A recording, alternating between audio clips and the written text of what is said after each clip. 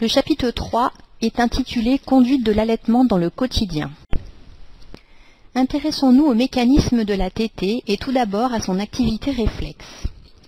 Les observations et les travaux réalisés, notamment en Suède, ont montré qu'immédiatement après la naissance normale, le taux de catécholamine dans le sang du nouveau-né est 20 fois plus élevé que celui d'un adulte au repos.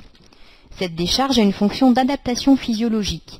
Déclenchement de la respiration normale, protection du cœur, du cerveau, mobilisation des réserves énergétiques, mais aussi comportementale.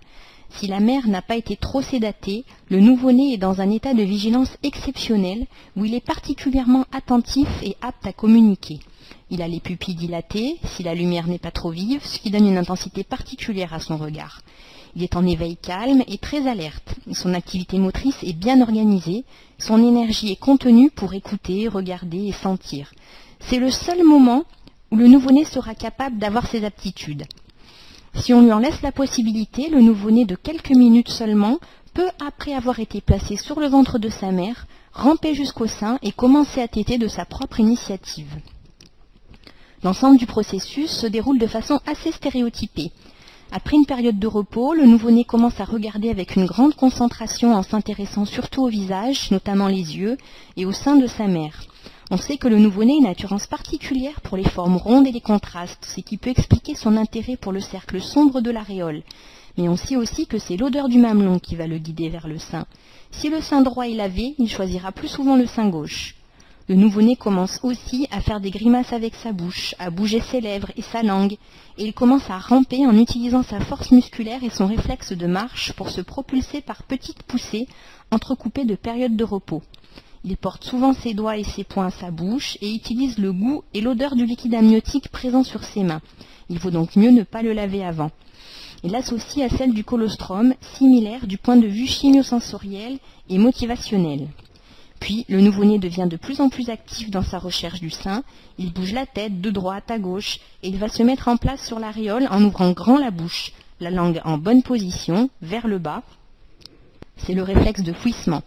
Il peut ainsi prendre une large portion de sein sans blesser le mamelon et téter de façon efficace. Le moment de la première tétée est très variable. En effet, l'ensemble du processus peut prendre quelques minutes à 1 heure ou plus. Mais pendant ce temps, la mère et le nouveau-né doivent rester ensemble, en étant le moins dérangés possible, car ces réflexes sont fragiles et facilement perturbés par des interférences comme l'aspiration gastrique, les soins de routine, le collyre, la vitamine K, le poids, la taille, la lumière vive ou le bruit. Beaucoup de bébés seront capables de se débrouiller seuls, c'est-à-dire prendre le sein au moment où ils sont prêts à le faire, après un cheminement qu'ils effectuent seuls. Ils décident eux-mêmes du moment où ils vont téter. Il ne faut donc pas les mettre au sein. Forcer un nouveau-né à téter avant qu'il ne montre qu'il est prêt inhibe le réflexe de fouissement et perturbe le bon positionnement de la langue, ce qui risque de contrarier son comportement à l'égard de l'allaitement. La coordination succion-déglutition-respiration est une spécificité de l'allaitement maternel. Contrairement aux nouveau-nés nourris au biberon ou à l'adulte qui, lorsqu'ils déglutissent, sont en apnée. Des études effectuées dans des services de néonatologie ont montré que de cette façon, les nouveau-nés tétant au sein se fatiguent beaucoup moins que les nouveau-nés alimentés au biberon. En effet, les nouveau-nés au sein maintiennent leur saturation en oxygène, leur fréquence cardiaque et leur température, alors que les nouveau-nés nourris au biberon bradycardent, désaturent et subissent une diminution de leur température. Quelle doit être la position de la bouche sur le sein? L'ouverture des lèvres sur le sein forme un angle de 180 degrés et les lèvres sont éversées sur le sein. Pour encourager le bébé à ouvrir grand la bouche, vous pouvez suggérer à la mère de lui chatouiller ou de lui effleurer les lèvres avec le mamelon. A contrario, chez les enfants nourris au biberon, les lèvres vont pincer la tétine et la bouche va rester fermée. Sa langue va former une gouttière au-dessus et en avant de la gencive inférieure. Alors que chez l'enfant nourri au biberon, la langue va rester en arrière de la gencive inférieure et ne formera pas de gouttière. Elle va rester aplatie. Le mamelon devra pointer vers le palais du bébé. Placez la lèvre inférieure du bébé aussi bas que possible sur l'aréole et enroulez ensuite le sein dans sa bouche, les gencives supérieures et inférieures de celui-ci étant bien derrière le mamelon, sur l'aréole, de façon à comprimer les sinus lactifères. Le bébé doit prendre tout le mamelon et autant d'aréoles qu'il lui est possible de rentrer dans sa bouche, de façon asymétrique. La lèvre inférieure de l'enfant avance plus loin sur l'aréole que la lèvre supérieure. Si la mère a des aréoles de grande dimension, elles ne rentreront pas entièrement dans la bouche du bébé. A l'inverse, si la mère a de petites aréoles, il est possible que le bébé puisse prendre le sein plus loin encore que l'aréole. Le mamelon doit toucher le palais à la jonction entre palais dur et palais mou. Dans cette position, le réflexe de succion se déclenche et il entraîne une élongation de l'aréole suffisante pour permettre aux gencives de comprimer les sinus lactifères. Le bébé peut téter correctement et efficacement. Au contraire, quand le mamelon est mal placé, le bébé mâchouille sans savoir que faire ou tourne la tête en tous sens. Par ailleurs, quand le mamelon est bien placé au fond de la bouche, il ne court pas le risque d'être meurtri par les gencives du bébé. Quand le bébé est bien positionné, son menton touche le sein, mais a priori pas son nez. Sa lèvre supérieure est retroussée sur le sein sans crispation. On peut la voir sous la forme d'une fine ligne rosée. Sa lèvre inférieure est complètement retroussée. En abaissant doucement la lèvre inférieure, avec précaution car il faut souvent mobiliser le sein ou le bébé, on peut voir la langue du bébé placée en gouttière sur le sein. C'est quelque chose que vous pourrez essayer de voir pendant vos stages ensuite de couche dans les services. Pendant la tétée, la mère peut voir bouger la tempe du bébé au rythme des mouvements de succion. Les bruits de déglutition sont souvent facilement identifiés. Parfois, il est nécessaire d'être vigilant pour les reconnaître, notamment en fin de tétée. Il n'y a pas de creux au niveau des joues du bébé. La mère n'entend pas de bruit de claquement, ces derniers indiquant que la succion est rompue. Quel va être le bruit de déglutition que vous pourrez entendre? Le bruit de déglutition fait à peu près ce bruit-là. Alors que le claquement, qu'il ne faut pas entendre, fait plutôt ce bruit-là. Si le bébé est correctement placé, il doit pouvoir respirer normalement, même s'il est plaqué contre sa mère. En effet, la conformation anatomique du nouveau-né, narine, sillon, permet le passage de l'air sur les côtés. Quelles vont être les positions que la mère va pouvoir prendre pour allaiter? La position la plus courante est la position assise, classique, dite madone ou du berceau. Pour qu'elle soit confortablement installée, suggérez à la maman de placer un oreiller derrière son dos et ses épaules, sous le bras qui tient le bébé et sur ses genoux pour soutenir le poids de ce dernier. La mère tient bien le bébé, sa tête reposant sur son avant-bras ou au creux de son coude, selon ce qui est plus confortable pour elle. Le dos du bébé est soutenu par l'avant-bras de la mère, tandis que sa main entoure ses fesses ou sa cuisse. La mère doit placer le bébé sur le côté et lui ramener les genoux vers elle. Il ne doit pas avoir à tourner la tête pour prendre le sein. S'il était nu, on ne verrait pas son nombril. L'oreille, l'épaule et la hanche du bébé doivent former une ligne droite. Le bras du dessous peut être placé sous la poitrine de la mère ou enroulé autour de sa taille, selon ce qui est plus facile et plus confortable. Le bébé aura tendance à avaler à grande gorgée ou à s'étouffer si sa mère a un réflexe d'éjection puissant ou s'il a un faible tonus musculaire. Si c'est le cas, suggérez à la mère d'installer le bébé de façon à ce que son cou et sa gorge soient plus hauts que le mamelon. Elle peut le faire en essayant ces différentes positions. Ajouter un troisième oreiller sous le bébé et s'incliner légèrement vers l'arrière de façon que la poitrine pointe vers le haut. S'incliner vers l'arrière dans une berceuse, les pieds reposant sur un oreiller, un tabouret ou une table basse et les genoux pliés, ou bien allaiter en position couchée, le bébé reposant sur une serviette repliée de façon que sa figure s'incline légèrement vers le mamelon. Des variantes de cette position peuvent être recommandées pour certaines situations particulières. Une des variantes est la position madone glissée. Si le bébé refuse un sein ou n'aime pas téter d'un côté, la position madone glissée peut le persuader de téter à ce côté. Suggérez à la mère d'allaiter le bébé du côté préféré et de le glisser à l'autre sein sans changer de position lorsque le réflexe d'éjection survient. La deuxième variante est la position Madone inversée. Dans cette position, la main de la mère est placée directement sous la tête du bébé afin de la soutenir et la guider. Cela fonctionne particulièrement bien lorsque le bébé a de la difficulté à prendre le sein. La mère possède une meilleure emprise pour guider rapidement la bouche du bébé vers le mamelon au moment où il ouvre grand. Ainsi, le bébé prend mieux le sein. Cette position fonctionne particulièrement bien avec les petits prématurés qui ont tendance à se mettre en boule lorsqu'ils sont tenus en position Madone classique, avec les bébés qui ont un faible tonus musculaire, avec ceux qui ont peu de réflexes de fouissement ou qui ont une pauvre succion. Un maintien léger et constant derrière la tête leur permettra de garder le sein tout au long de la tétée. Voici la façon d'allaiter en position Madone inversée. S'installer confortablement, des oreillers derrière le dos, et s'incliner légèrement vers l'arrière de façon à ne pas avoir besoin de se pencher vers le bébé. Déposer le bébé sur ses genoux, sur un oreiller, en position horizontale ou semi-assise. Tenir le bébé du bras opposé au sein offert, c'est-à-dire du bras droit lorsqu'on allaite du côté gauche. La main de la mère soutient la tête et le cou du bébé. Son corps est étendu le long de l'avant-bras. Soutenir le sein de la main du même côté, c'est-à-dire de la main gauche si elle allaite du côté gauche. Amener la bouche du bébé à la hauteur du mamelon ou légèrement plus bas, son corps de côté faisant face à celui de sa mère.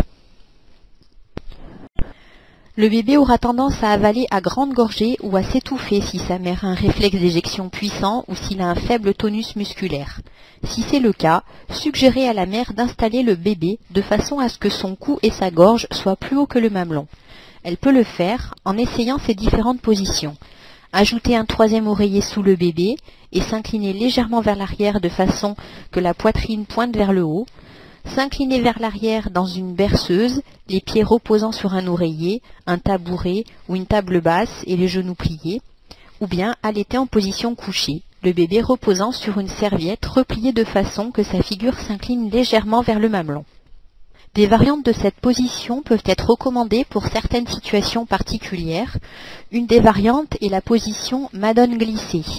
Si le bébé refuse un sein ou n'aime pas téter d'un côté, la position Madone glissée peut le persuader de téter à ce côté. Suggérez à la mère d'allaiter le bébé du côté préféré et de le glisser à l'autre sein sans changer de position lorsque le réflexe d'éjection survient. La deuxième variante est la position Madone inversée. Dans cette position, la main de la mère est placée directement sous la tête du bébé afin de la soutenir et la guider. Cela fonctionne particulièrement bien lorsque le bébé a de la difficulté à prendre le sein. La mère possède une meilleure emprise pour guider rapidement la bouche du bébé vers le mamelon au moment où il ouvre grand. Ainsi, le bébé prend mieux le sein. Cette position fonctionne particulièrement bien avec les petits prématurés qui ont tendance à se mettre en boule lorsqu'ils sont tenus en position Madone classique, avec les bébés qui ont un faible tonus musculaire, avec ceux qui ont peu de réflexes de fouissement ou qui ont une pauvre succion. Un maintien léger et constant derrière la tête leur permettra de garder le sein tout au long de la tétée. Voici la façon d'allaiter en position Madone inversée. S'installer confortablement, des oreillers derrière le dos, et s'incliner légèrement vers l'arrière de façon à ne pas avoir besoin de se pencher vers le bébé. Déposer le bébé sur ses genoux, sur un oreiller, en position horizontale ou semi-assise. Tenir le bébé du bras opposé au sein offert, c'est-à-dire du bras droit lorsqu'on allaite du côté gauche. La main de la mère soutient la tête et le cou du bébé. Son corps est étendu le long de l'avant-bras. Soutenir le sein de la main du même côté, c'est-à-dire de la main gauche si elle allaite du côté gauche. Amener la bouche du bébé à la hauteur du mamelon ou légèrement plus bas, son corps de côté faisant face à celui de sa mère. En position couchée, la mère repose sur le côté. Pour être confortable, elle peut placer un oreiller sous sa tête, derrière son dos ou entre les genoux. Le corps de la mère forme un angle avec le lit, comme elle s'incline légèrement vers l'arrière en appuyant sur l'oreiller derrière son dos. Le bébé repose sur le côté, face à la mère, le dos soutenu par son avant-bras. Les genoux du bébé sont rapprochés du corps de la mère ayant accouché par césarienne peut protéger l'incision des coups de pied du bébé avec un petit oreiller, une petite couverture roulée ou une serviette pliée. Ces articles peuvent également servir à soutenir ses muscles fatigués si elle se sent inconfortable. Pour garder le bébé face à elle, la mère peut placer une serviette pliée, une petite couverture roulée ou un petit oreiller derrière le dos du bébé. La mère peut offrir les deux seins en demeurant allongée sur le même côté, ou elle peut rouler sur l'autre côté en tenant le bébé sur sa poitrine pour donner le second sein. Une mère ayant accouché par césarienne peut éviter de tirer sur ses points de suture lorsqu'elle roule sur elle-même, en attirant le bébé sur sa poitrine avec ses bras et en utilisant les muscles des jambes pour projeter ses hanches de l'autre côté. Elle doit s'assurer d'être bien installée avant de recommencer à allaiter. Pouvoir se reposer ou dormir tout en allaitant est l'un des avantages de la position couchée. Après une césarienne, cette position peut être plus confortable pour la mère que la position madone, puisque le poids du bébé ne repose pas sur son ventre. Certaines mères et leurs bébés maîtrisent très rapidement la position couchée, tandis que d'autres ont besoin d'un peu plus de temps. Même s'il faut plusieurs jours ou plusieurs semaines d'entraînement avant que la mère et le bébé soient confortables, cela vaut la peine d'y consacrer du temps et des efforts. Lorsqu'une mère a appris à allaiter en position couchée, elle peut se reposer ou dormir tout en allaitant, de jour comme de nuit. Cette position a également tout son intérêt après un accouchement eutocique. En effet, après le travail, la mère peut être fatiguée et cette position dans les 2 heures du postpartum est une position préférentielle. Dans la position verticale, le corps du bébé repose parallèlement à celui de la mère, ses pieds reposant sur la jambe qui est du même côté que le sein offert. Cette position verticale peut aider un bébé qui éprouve des difficultés avec l'écoulement du lait. Un bébé ayant une fente palatine, par exemple, peut téter plus facilement puisque cette position va empêcher le lait de s'écouler par le nez. Si la mère a un réflexe d'éjection très puissant, le bébé peut téter plus facilement en position verticale.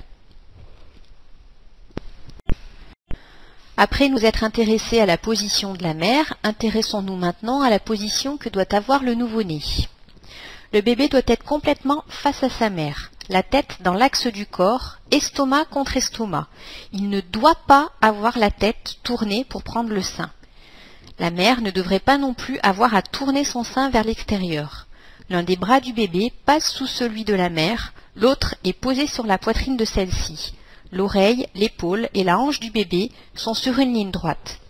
Faites cette expérience, essayez d'accumuler de la salive dans votre bouche, puis tournez la tête sur un côté droit ou gauche selon votre convenance. Le menton se retrouve alors en regard de votre épaule et essayez de déglutir. Vous verrez que vous aurez beaucoup plus de mal à déglutir dans cette position que lorsque vous avez la tête dans l'axe du corps. Une bonne position est nécessaire pour obtenir une tétée efficace et non douloureuse. Comme nous l'avons déjà vu, la tête du bébé doit donc être dans l'axe du corps, légèrement inclinée en arrière pour que le mamelon pointe vers le palais. La bouche du bébé est grande ouverte pour qu'il prenne le mamelon et l'aréole le plus loin possible. Le menton arrive en premier sur le sein et est collé au sein. Le bébé baisse la langue et la tire. Il saisit une large partie de l'aréole. La prise de l'aréole est légèrement asymétrique avec une prise plus importante de l'aréole inférieure. Les lèvres sont largement déroulées sur le sein, le nez est naturellement dégagé. On peut suggérer de soutenir le sein afin de le raffermir au moment de la prise par le bébé et pour enlever du poids sur le menton du nouveau-né. Ainsi, il y a moins de risques que le bébé laisse échapper le sein pendant la tétée. Même les mères qui ont une petite poitrine peuvent avoir une meilleure position et faciliter la prise du sein en soutenant leur sein pendant les premières semaines d'allaitement. La plupart des mères trouvent que leurs seins sont plus lourds durant les premières semaines et qu'il est utile de les soutenir. La position en C, le pouce sur le dessus et les autres doigts dessous, permet à la mère de soutenir délicatement son sein sans déformer le mamelon. Il est aussi plus facile de garder les doigts loin de l'aréole sans nuire à la prise du sein lorsque le bébé veut téter.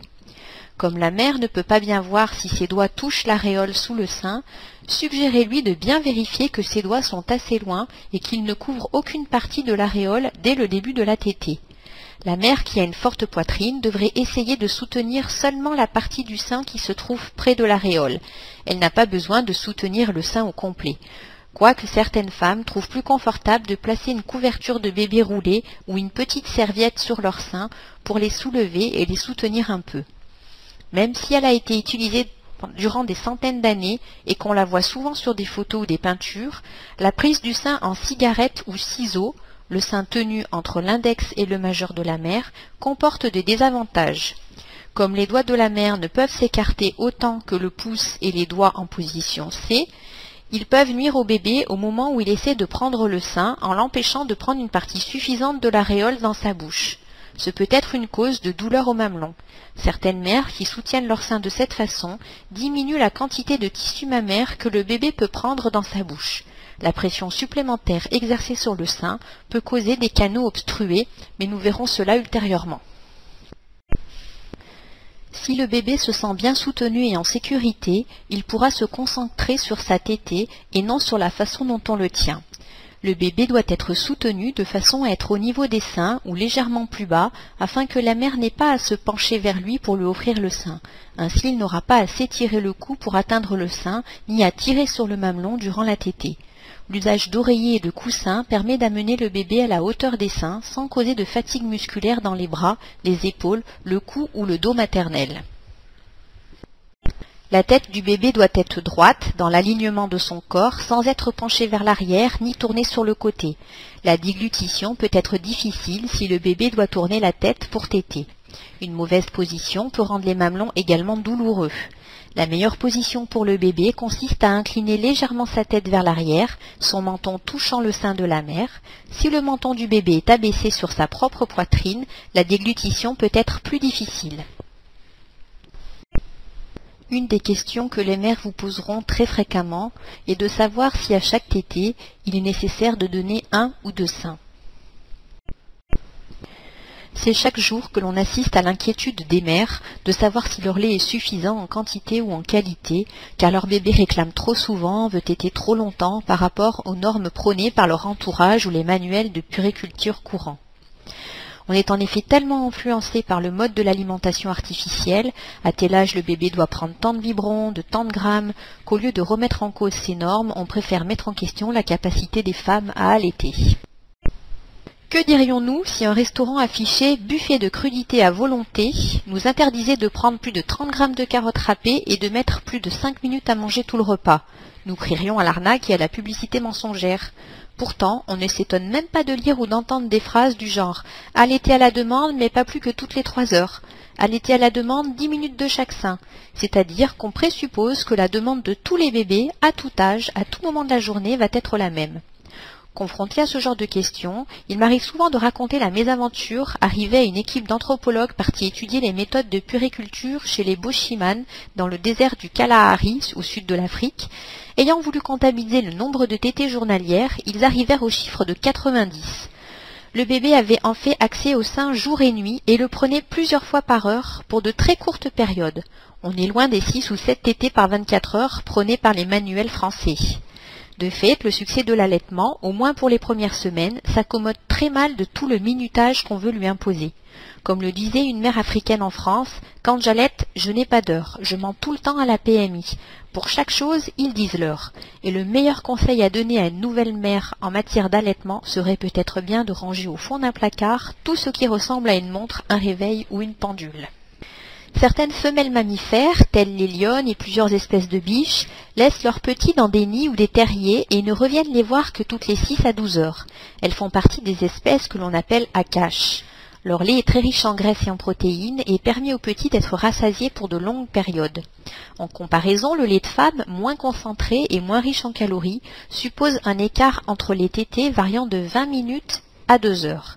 Il se digère aussi très vite, notamment en raison de son faible taux de caséine. D'un point de vue anthropologique, cela suggère que l'espèce humaine a évolué sur des rythmes d'alimentation où les petits restaient en contact étroit avec leur mère et pouvaient téter n'importe quand, de jour, portage dans un porte-bébé style hamac, comme de nuit. Mais si l'on pense que les premières semaines, une moyenne de 8 à 12 tétées par 24 heures est tout à fait courante et assure un bon démarrage de l'allaitement, il ne faudrait pas pour autant en faire une nouvelle norme.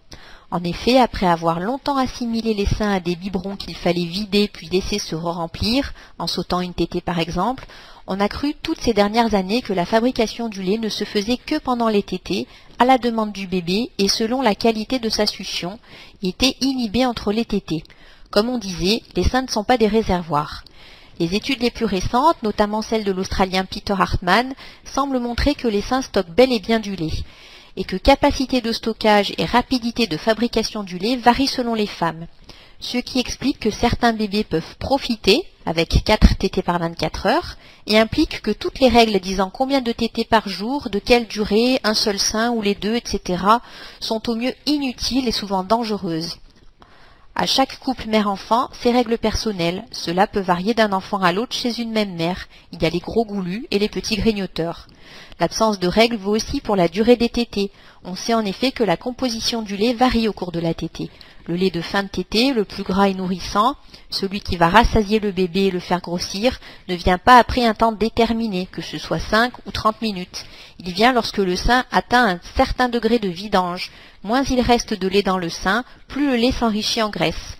Un bébé très peu efficace au sein n'arrivera jamais à vider suffisamment le sein pour obtenir le lait riche en graisse si on ne remédie pas au problème, même s'il tète 1 heure.